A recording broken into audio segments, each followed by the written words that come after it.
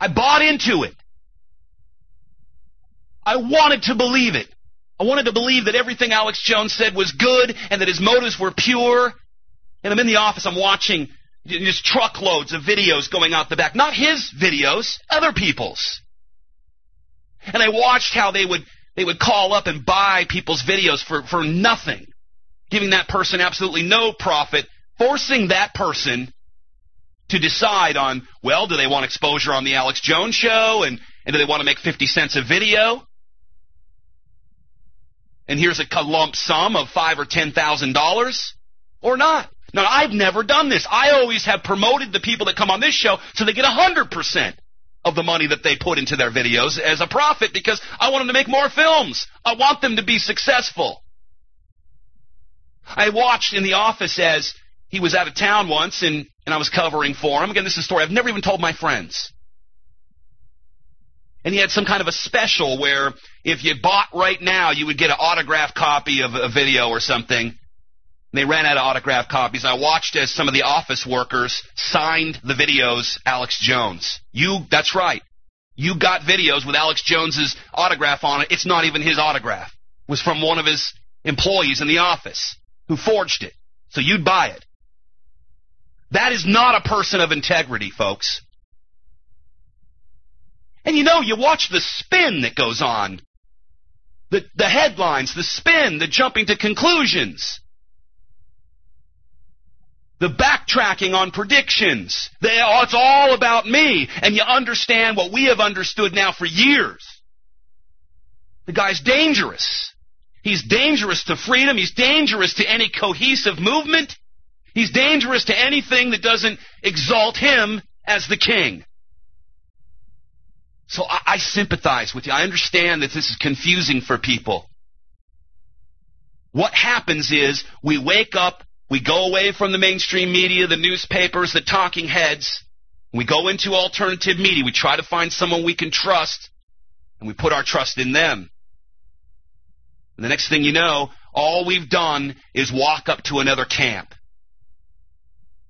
Ready to pitch our tents, ready to stay there and defend that camp against all evil, whether right or wrong, whether good or evil, instead of going to the other camps. This is the essence of separation consciousness, really, folks.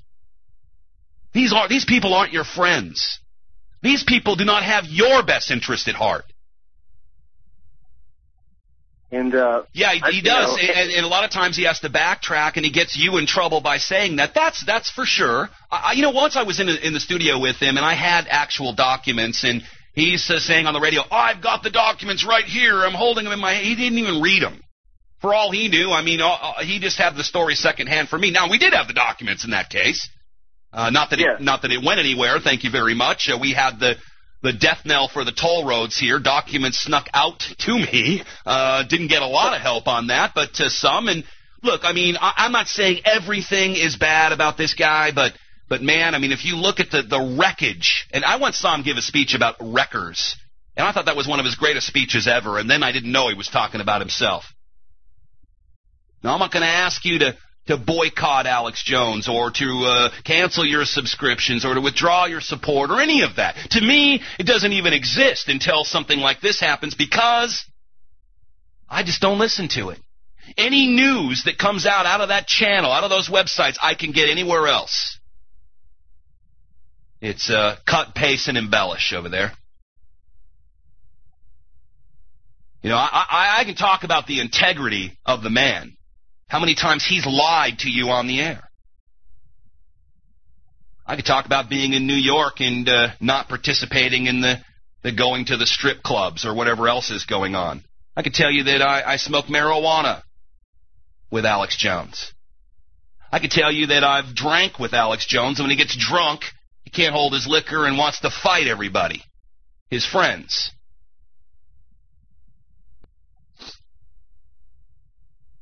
I could tell you that he's got people pressured and wrapped around his finger and controls just about everything going on here in the alternative truth freedom movement in Texas, and he doesn't like what's happened with Debra Medina, which usurps his power base.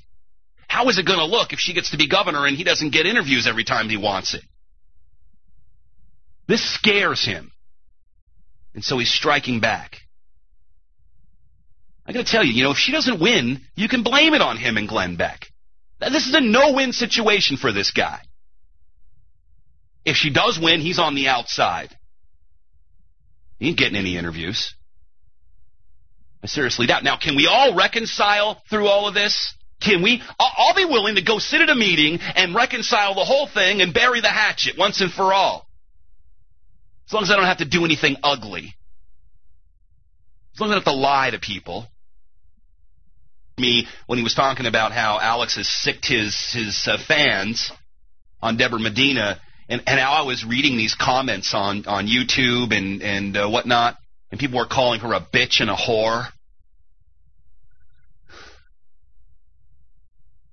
Just tore my heart out, man. This is the thanks you get.